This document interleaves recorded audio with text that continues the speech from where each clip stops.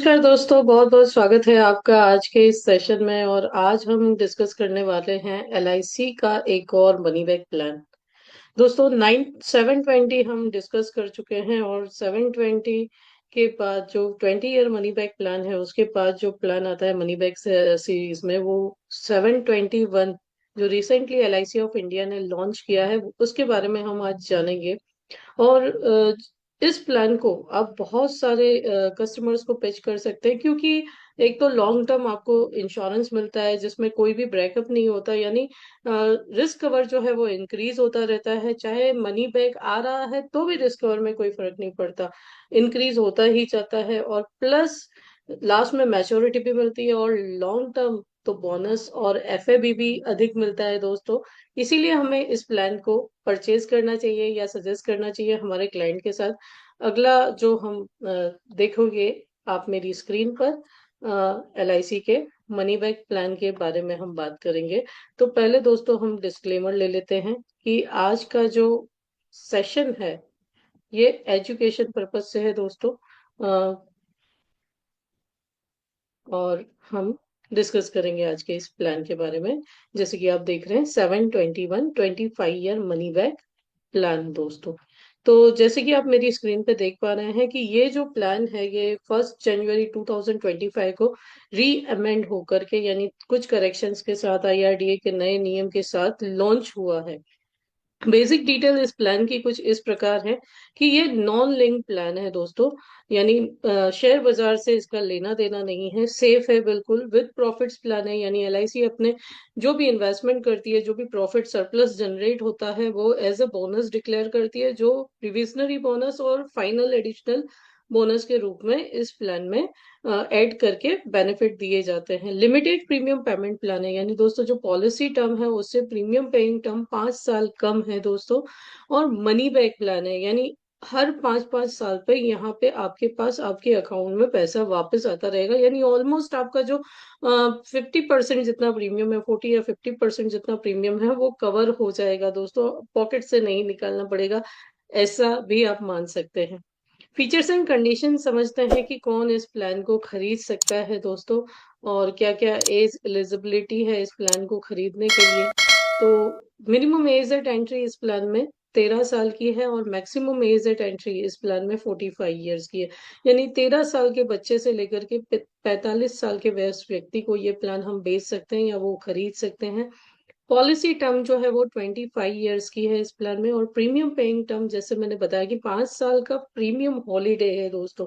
तो यहाँ पे किस्त जो है 5 साल आपको कम देनी है, ठीक है। तो 20 साल आपको किस्तें देनी है। मैक्सिमम एज एट मैच्योरिटी इस प्लान के लिए 70 है, तो 45 और 25 ईयर पॉलिसी टर्म यानी 70 ईयर यहाँ पे मैक्सिमम एज एट मैच्योरिटी रहेगी। मिनिमम सम एश्योर्ड इस प्लान में पहले 1 लाख से शुरू होता था, यहाँ पे जैसे जैसे इंश्योरेंस नीड और बढ़ती जा रही है और इंश्योरेंस फॉर ऑल का जो यहाँ पे स्लोगन दिया है, तो वहां से ये अमाउंट इंक्रीज कर दी गई है, जिसे आप 25 हजार के मल्टीप्लीकेशन में बढ़ा सकते हैं, यानी 2,25,000, 2,50,000 ऐसे आप बढ़ा सकते हैं। और मैक्सिमम सम एश्योर्ड का कोई लिमिट नहीं है दोस्तों। अब बेनिफिट कैसे पे होता है, मैंने इलस्ट्रेशन सारे ही बनाए हैं कि नॉर्मल डेथ में कैसा रहेगा, एक्सीडेंटल में कैसा रहेगा, टर्म राइडर लिया तो कैसा रहेगा, वो सब हम वीडियो के लास्ट में विद बोनस कैलकुलेशन कैसे करना है सब कुछ मैंने समझाया है दोस्तों। इसलिए पूरा वीडियो देखे, पहले प्लान को समझना बहुत जरूरी है कि कैसे वर्क करता है ना।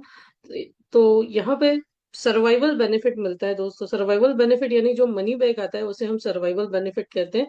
तो इस प्लान में पॉलिसी के 5 साल के बाद 15% बेसिक सम एश्योर्ड का मनी बैक आएगा। जैसे मैंने 10 लाख का अगर सम एश्योर्ड परचेज किया है तो उसका 15% होता है 1.5 लाख रुपए।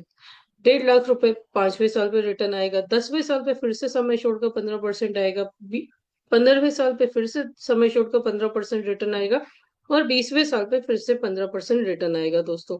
मैच्योरिटी बेनिफिट में आपको 40% ऑफ बेसिक सम एश्योर्ड, क्यों, क्योंकि 60% हम ऑलरेडी सम एश्योर्ड का एज अ सर्वाइवल बेनिफिट 5वें, 10वें, 15वें और 20वें साल पे ले चुके हैं। तो यहाँ पे 40% आपको basic sum assured plus vested bonus. अब दोस्तों ये जो बोनस है, ऐसा नहीं है कि एलआईसी आप जो किस्तें दे रहे हैं उसी साल का पे करेगी। यहाँ पे LIC फुल टर्म यानी 25 ईयर का बोनस ऐड करेगी, प्लस फाइनल एडिशनल बोनस भी ऐड करेगी। तो यहाँ पे मैच्योरिटी में आपको 40% ऑफ बेसिक सम एश्योर्ड, आपका वेस्टेड बोनस 25 साल का और फाइनल एडिशनल बोनस पे होता है। ठीक है। एक और खासियत है इस प्लान की दोस्तों कि आपने बेसिक सम एश्योर्ड जो भी खरीदा हो, लेकिन यहाँ पे आपका जो रिस्क कवर है वो बेसिक सम एश्योर्ड का 1.25 गुना रहता है, यानी 125% रहता है। जैसे मैंने 10 लाख का सम एश्योर्ड खरीदा तो पहले दिन से 12.5 लाख रुपए का रिस्क कवर चलेगा। एक्सीडेंटल कवर 10 लाख एडिशनली होगा, यानी 22.5 लाख का एक्सीडेंटल कवर टोटल हो गया। तो दोस्तों बहुत अच्छा प्लान है, पैसे भी बीच बीच में वापस आ रहे हैं, अमाउंट भी वापस आ रहा है और आपका रिस्क कवर भी बढ़ता जा रहा है। क्योंकि मैं एक चीज बता दूं दोस्तों कि LIC ऑफ इंडिया प्रीमियम पे आप जो किस्तें देते हैं उस पे इंटरेस्ट नहीं देता। हम बैंक या शेयर मार्केट कहीं पे भी इन्वेस्ट करते हैं तो हमारे इन्वेस्टमेंट पे बोनस पे होता है या रिटर्न पे होता है। यहाँ पे LIC of India sum assured पे आपको बोनस पे करता है, जिसके कारण रिस्क कवर बढ़ता जा रहा है। ठीक है। और 7 टाइम्स ऑफ एनुअलाइज प्रीमियम, दोनों में से जो अधिक होगा वो नॉमिनी को पे होता है। डेथ बेनिफिट में क्या मिलता है? तो डेथ बेनिफिट में सम एश्योर्ड ऑन डेथ जो मैंने बताया कि 7 टाइम्स ऑफ एनुअल प्रीमियम या 125% ऑफ बेसिक सम एश्योर्ड, दोनों में से जो अधिक हो, प्लस उतने साल का, भगवान न करे जब भी डेथ हुई उतने साल का वेस्टेड बोनस, और प्लस FAB। तो FAB के बारे में मैं बता दूं कि अगर आपकी पॉलिसी 15 साल कम से कम चलिए तो उस पॉलिसी को FAB दे होता है। ठीक है। तो ये डिपेंड करता है कि भगवान अगर डेथ कब हुई है ना, तो FAB उस पर डिपेंड करेगा, इसलिए इफ एनी लिखा हुआ है। मैच्योरिटी और डेथ बेनिफिट को आप इंस्टॉलमेंट्स में भी ले सकते हैं। आपको लगता है कि मेरे बाद जो मेरा नॉमिनी है वो एक साथ मनी को हैंडल नहीं कर पाएगा, तो आप पहले से ही सेटलमेंट का ऑप्शन ले सकते हैं। ठीक है। जिसमें monthly minimum installment 5,000, quarterly 15,000, half yearly 25,000 और साल का 50,000 होना चाहिए। ठीक है। ये आप कभी भी एप्लीकेशन दे सकते हैं। और अगर मैच्योरिटी सेटलमेंट करवाना चाहते हैं तो ये आप मैच्योरिटी से 3 महीने पहले कॉरपोरेशन को एप्लीकेशन दे सकते हैं दोस्तों। अब बताइए राइडर्स कौन कौन से अवेलेबल हैं इस प्लान में। राइडर्स बहुत इंपॉर्टेंट होते हैं दोस्तों। देखो हम होम लोन लेते हैं तो हमारी किस्तें माफ नहीं होती इन केस अगर हमें एक्सीडेंट हो गया, लेकिन ADTV राइडर आपको हर प्लान में लेना ही चाहिए। डिसेबिलिटी बेनिफिट राइडर आपके हर प्लान में होना ही चाहिए। चाहे अलग से मिल रहा हो तो अलग से भी लेना चाहिए। क्यों? क्योंकि देखो कुछ भी चीज पूछ करके नहीं आती। तो accidental death and disability benefit rider है जो अप टू सम एश्योर्ड आप खरीद सकते हैं। ठीक है। AB एक्सीडेंटल बेनिफिट राइडर आप खरीद सकते हैं जो मैक्सिमम 3 गुना तक अलाउड है, लेकिन AB राइडर जो है ये सिर्फ पॉलिसी टर्म तक ही वर्क करता है। ये सारे राइडर कैसे वर्क करने वाले हैं ये मैंने इलस्ट्रेशन में लास्ट में एक्सप्लेन किया है। टर्म राइडर अगर आप चाहते हैं कि थोड़ा सा प्रीमियम बढ़ा करके मैं मेरा रिस्क कवर ज्यादा करूं, तो आप मैक्सिमम सारी पॉलिसीज का मिला करके 25 lakhs तक अपना टर्म राइडर भी ले सकते हैं। और यदि आप ये बच्चे अपने नन्हे मुन्ने बच्चों के लिए खरीद रहे हैं ना ये प्लान, तो PWB premium waiver benefit rider भी खरीद सकते हैं। यानी अगर आपके बच्चे अभी भी मेजर नहीं है तो आप ये खरीद सकते हैं PWB राइडर के साथ। यानी भगवान अगर आपको कुछ हुआ तो बच्चे की उम्र 25 साल तक की हो तब तक की किस्तें माफ हो जाती है दोस्तों। तो ये थे सारे राइडर। अब हम बात करेंगे मोड ऑफ प्रीमियम पेमेंट्स। तो आप yearly, half yearly, quarterly, monthly, salary saving scheme से या नेट से कैसे भी ये खरीद सकते हैं दोस्तों। ठीक है। अब रिबेट की मैं अगर बात करूं यानी डिस्काउंट की, तो LIC ऑफ इंडिया इसमें आपको 2 प्रकार का डिस्काउंट देती है। एक मोड रिबेट देती है, यानी किस मोड से आप किस्त दे रहे हैं उस पर डिपेंड करता है। और दूसरा जो रिबेट मिलता है वो आपको हायर बेसिक सम एश्योर्ड पे रिबेट मिलता है। तो यदि आप वार्षिक किस्त पे करते हैं तो 2% आपको यहाँ पे डिस्काउंट मिलता है। यदि आप अर्धवार्षिक पे करते हैं तो 1% डिस्काउंट मिलता है। यदि आप हायर बेसिक सम एश्योर्ड खरीद रहे हैं ना, तो 5 लाख रुपए से ऊपर के समय शॉट पे 3% का आपको डिस्काउंट मिलेगा। ग्रेस पीरियड, तो दोस्तों ग्रेस पीरियड वो पीरियड होता है जिसको हम रियायत भी बोलते हैं। यानी इस दौरान अगर आपने किस्त पे की तो, या भगवान न करे कुछ भी हुआ, तो डेथ क्लेम में जितने भी राइडर है सारे वर्क करते हैं। लेकिन एक बार अगर दोस्तों अगर ग्रेस पीरियड चला जाए तो आपके एक भी राइडर वर्क नहीं करता। इसलिए अपनी किस्तें टाइम पे भरें। यदि आप एडवाइजर हो तो अपने कस्टमर्स को जरूर से टाइम पे किस्त पे करने के लिए याद दिलाएं। तो ग्रेस पीरियड अगर आप मंथली मोड में ये प्लान खरीदते हैं तो 15 दिन का रहता है, और यदि आप ईयरली मोड में खरीदते हैं या हाफ ईयरली या क्वार्टरली मोड में ले रहे हैं तो ये 30 दिन का रहता है दोस्तों। पेड अप, सरेंडर और पॉलिसी लोन, मिनिमम 1 साल आपने किस्त दी है तो ये सारे ही ऑप्शन आपको अवेलेबल है, लेकिन सरेंडर करना हितावह नहीं है। कूलिंग ऑफ पीरियड इस प्लान के लिए 30 दिन का है। आपको डिजिटल या फिजिकल मोड में पॉलिसी मिला और आप ऐसा मानते हैं कि नहीं मुझे ये नहीं चाहिए, तो आप उस केस में क्या कर सकते हैं, इसे कैंसिल करवा सकते हैं। जो टैक्सेस है या एक्स्ट्रा प्रीमियम चार्ज किए गए हैं वो माइनस करके आपको जो अमाउंट है पे कर दिया जाता है। क्लेम कंसेशन इस प्लान में भी लागू होता है, लेकिन क्लेम कंसेशन के दौरान डेथ ड्यू टू सुसाइड है या राइडर है वो एप्लीकेबल नहीं होते, क्योंकि ग्रेस पीरियड तो निकल चुका होता है दोस्तों। ठीक है, तो इस केस में आपको ये चीज याद रखनी है। तो क्लेम कंसेशन होता क्या है, तो आपने कम से कम 3 साल की अगर किस्तें दी हैं तो 6 महीने तक आपकी पॉलिसी में बेसिक सम एश्योर्ड और जो भी बोनस रेट है ना, वो जो भी बोनस एक्यूमुलेट हुआ है वो सब मिला करके आपका कवर रहता है, जिसमें से अनपेड प्रीमियम इंटरेस्ट के साथ माइनस किए जाते हैं।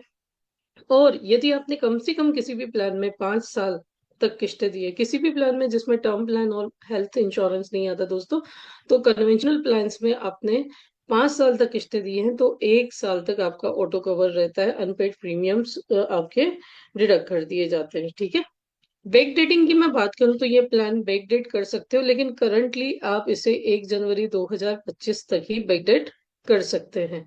रिवाइवल, यदि आपको ऐसा लगता है कि मेरी अभी किस्त भरने की हैसियत नहीं है, तो कई सारे लोग एक गलती कर बैठते हैं कि वो पॉलिसी सरेंडर करने चले जाते हैं। ऐसा ना करें, क्योंकि LIC ऑफ इंडिया आपको 5 साल का टाइम देती है।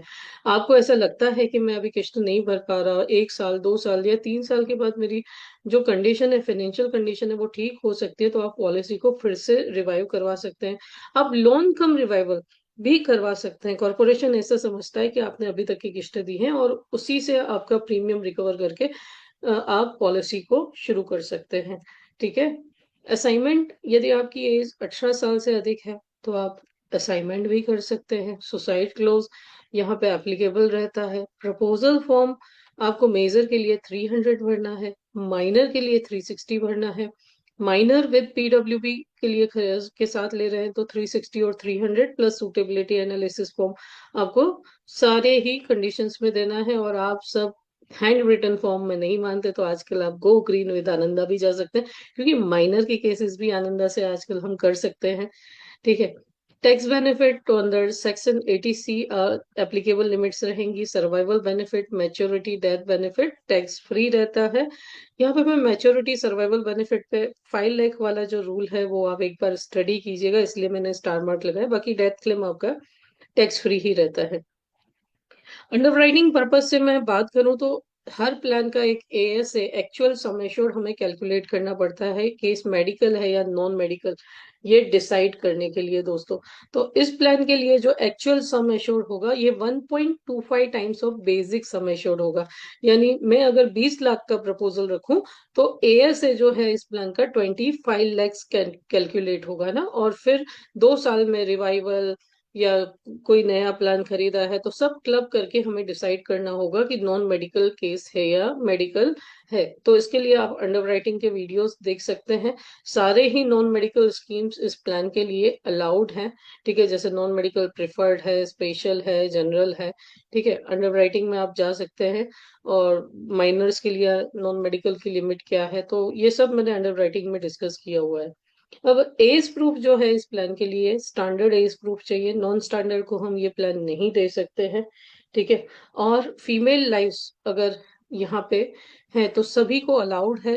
अगर प्रेग्नेंट लेडीज हैं तो कैटेगरी A1 कैटेगरी क्या है तो वो भी मैंने अलग से एक वीडियो बनाया हुआ है, आप देख सकते हैं, अंडरराइटिंग का ही एक पार्ट है।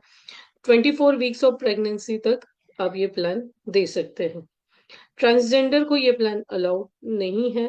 Minor life and major students को अप टू 2 करोड़ आप सजेस्ट कर सकते हैं। बियॉन्ड 2 करोड़ है या सब स्टैंडर्ड माइनर लाइफ है तो आपको ये सेंट्रल ऑफिस मार्केटिंग मैनेजर के रिकमेंडेशन से सेंड करना होगा दोस्तों।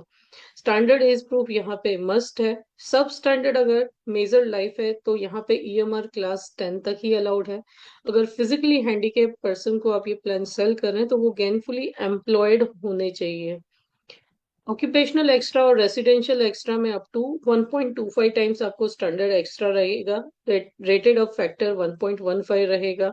ठीक है, वो ये सब अंडरराइटिंग में आते हैं। जब भी आप डॉक्यूमेंटेशन करेंगे तो वहां पे ऑटोमेटिकली आपको डिवीजन से या ब्रांच से कैलकुलेट करके दिया जाएगा। और यदि आप ऑक्यूपेशनल एक्स्ट्रा चार्ज कर रहे हैं तो वहां पे एडीडीबी या एबी राइडर आप नहीं दे पाएंगे। बिजनेस इंश्योरेंस के केस में आप ये सिर्फ एम्प्लॉयर एम्प्लॉय स्कीम में सेल कर सकते हैं। एनआरआईज एंड एफएनआईज के केस में ग्रुप 1 एंड ग्रुप 2 के एनआरआईज को ये प्लान अलाउड नहीं है। ग्रुप 3 एंड ग्रुप 4 के जो एनआरआईज है उन्हें आप रेसिडेंशियल एक्स्ट्रा के साथ दे सकते हैं। ग्रुप 5 के एनआरआईज के लिए ये प्लान अलाउड है। हाउस वाइफ्स एंड माइनर्स जो हैं यदि ग्रुप 4 एंड ग्रुप 5 कंट्रीज से हैं तो आप उनको ये प्लान दे सकते हैं। नॉन मेडिकल स्कीम्स जो हैं ये सारी ही आपको ग्रुप 5 में लगेंगी।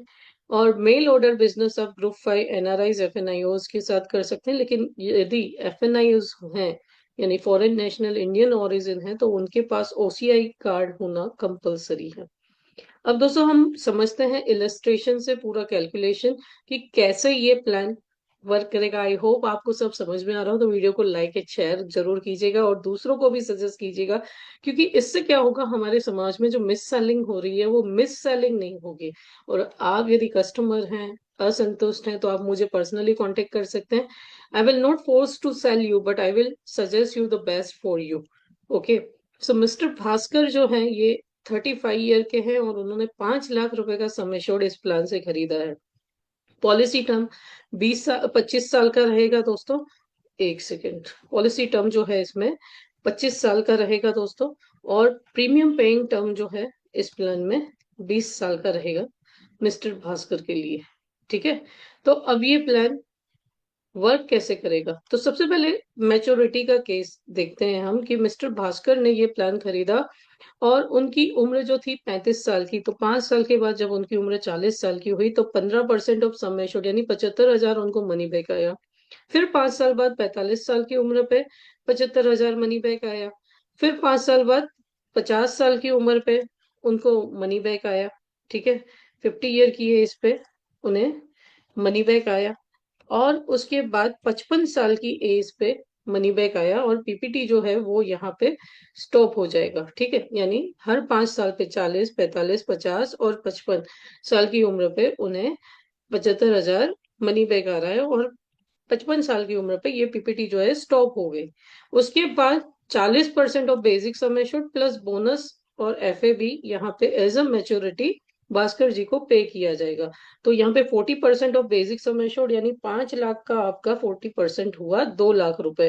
प्लस अगर 8% के हिसाब से बोनस रेट गिना जाए तो वो 30 रुपए होता है। और 30 रुपए के अकॉर्डिंग हम 25 साल का बोनस रेट कैलकुलेट करें, क्योंकि बोनस प्रति हजार सम एश्योर्ड होता है दोस्तों। तो यहाँ पे आपको 3,75,000 रुपए पे होंगे। ठीक है, और 50,000 ये भी हमने 8% के हिसाब से फाइनल एडिशनल बोनस निकाला है। ये करंटली डिफरेंट है, उसका भी मैं कैलकुलेशन आपको बताती हूँ।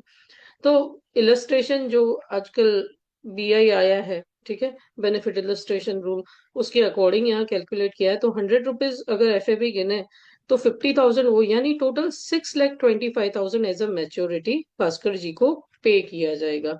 लेकिन पिछले 10 सालों का अगर आप बोनस रेट देखें इस प्लान में तो वो 41 रुपीज है। और फाइनल एडिशनल बोनस इस प्लान के लिए 225 रुपीज है 25 ईयर्स के लिए। ठीक है, तो जो अप्रोक्सीमेट मैच्योरिटी बनती है वो 8,25,000 की बनती है दोस्तों। ठीक है, लेकिन ठीक है, कम दिखा करके हम ज्यादा देंगे। अब केस 2 आता है कि नॉर्मल डेथ का। भगवान न करे अगर 42 ईयर की एज पे मिस्टर भास्कर जो हैं ये पास आउट हो जाते हैं, यानी भगवान अनफॉर्चुनेटली उनकी डेथ हुई, तो क्या होगा। तो जो नॉर्मल डेथ बेनिफिट है नॉमिनी को मिलेगा वो sum assured on death, vested bonus और एफएवी। और यहाँ पे 8 साल का, भले 8वें साल हुई है, 8वां साल कंप्लीट भी नहीं हुआ है, लेकिन यहाँ पे 8 साल का पूरा बोनस मिलेगा दोस्तों। ठीक है, तो यहाँ पे 1.25 इंटू 5 लाख रुपीज यानी 6,25,000 ऐसे ऑन डेथ हुआ। ठीक है, प्लस 30 ईयर आप देखेंगे तो 30 रुपीज के हिसाब से 1,20,000 8 साल का बोनस हुआ। एफ भी नहीं मिलेगा क्योंकि 15 साल नहीं हुए। तो टोटल 7,45,000 यहाँ पे मैच्योरिटी मिलेगी।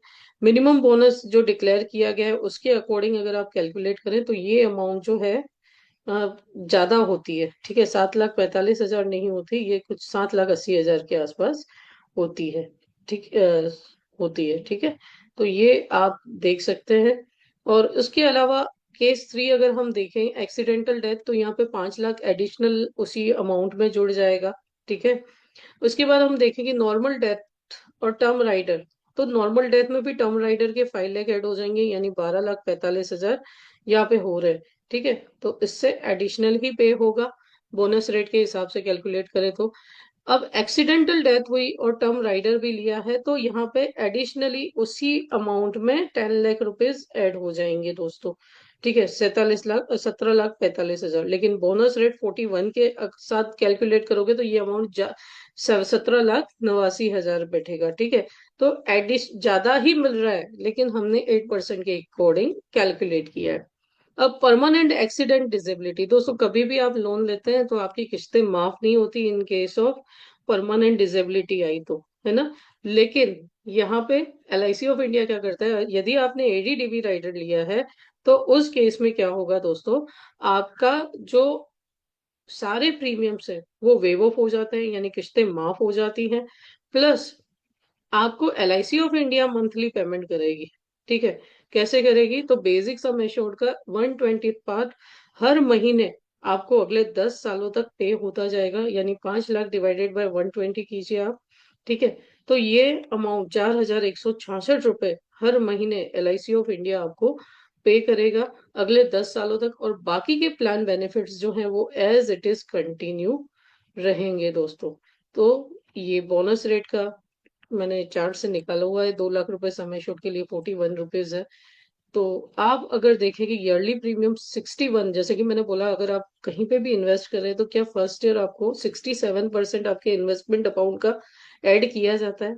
नहीं किया जाता। लेकिन यहाँ पे आप देख सकते हैं कि यदि आप 25 साल का पॉलिसी टर्म ले रहे हैं, 20 साल PPT है, 61,017 रुपए आप पे कर रहे हैं, तो बोनस 41,000 बनता है 41 रुपए के हिसाब से। तो 67.19% अप्रोक्स आपके प्रीमियम का यहाँ पे बोनस ऐड हो रहा है। जो फुल पॉलिसी टर्म, जो लास्ट 5 ईयर प्रीमियम हॉलीडे वहां पर भी LIC ऑफ इंडिया ऐड कर रही है। प्लस उस पर कंपाउंडिंग के तौर पे, आप बोलेंगे बैंक में कंपाउंडिंग मिलता है, तो कंपाउंडिंग के तौर पे फाइनल एडिशनल बोनस भी मिल रहा है। और दोस्तों भगवान न करे कुछ हो तो रिस्क कवर तो है ही पहले से। तो अब हर इलस्ट्रेशन मैंने आपको समझा कि किस तरीके से हम सेफ हैं, तो कहाँ पे इन्वेस्ट करना ये आपकी मर्जी है, हम सिर्फ आपको गाइड कर सकते हैं।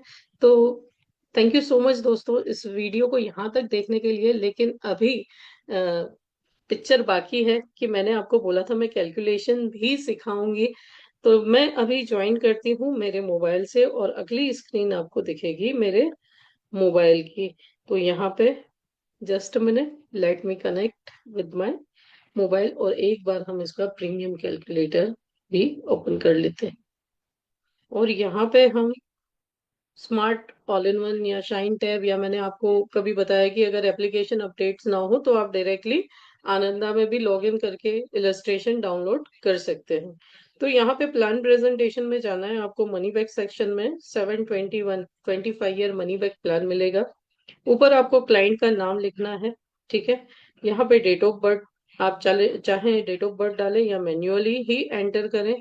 ठीक है, यहाँ पे टर्म फिक्स है, वो आप चेंज नहीं कर पाएंगे। प्रीमियम से मैच्योरिटी से आप कैलकुलेट कर सकते हैं। सपोज अगर मैं प्रीमियम डालूं कि मुझे 1 लाख रुपए साल का इस प्लान में इन्वेस्ट करना है। ठीक है, या समझो कोई हाउस वाइफ है, वो बोल रही है मुझे 5,000 रुपए मंथली सेव करना है, तो अप्रोक्स आप प्रेजेंटेशन आपको उसके अकॉर्डिंग, AB राइडर आप अभी नहीं डालें क्योंकि सम एश्योर्ड आएगा उसके अकॉर्डिंग ही आप। तो यहाँ पे 9 लाख रुपए का सम एश्योर्ड है, तो यहाँ पे ADDB राइडर आप 9,10,000 का कर दे। ठीक है, 5,000 में उतना मिल रहा है हमें।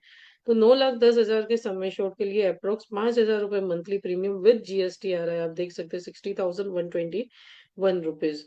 तो इसमें जैसे आप चार्ट में देखें कि पॉलिसी के 5वें साल 1,36,500 क्लाइंट को मिलेंगे।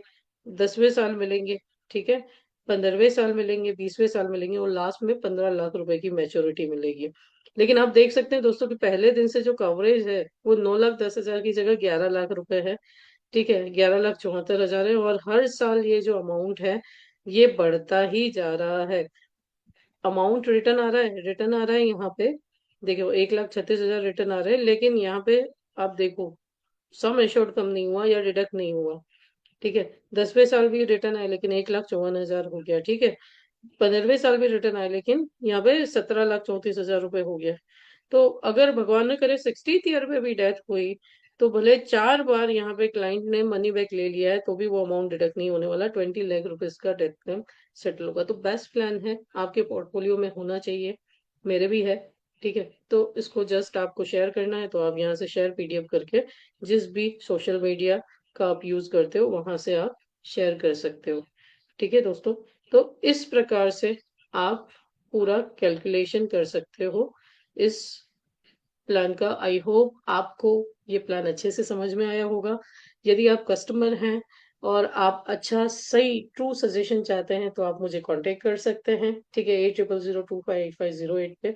और यदि आप एडवाइजर हैं तो ऐसे ही वीडियोस देखने के लिए मेरे साथ जुड़े रहें। Thank you so much. Wish you very all the best.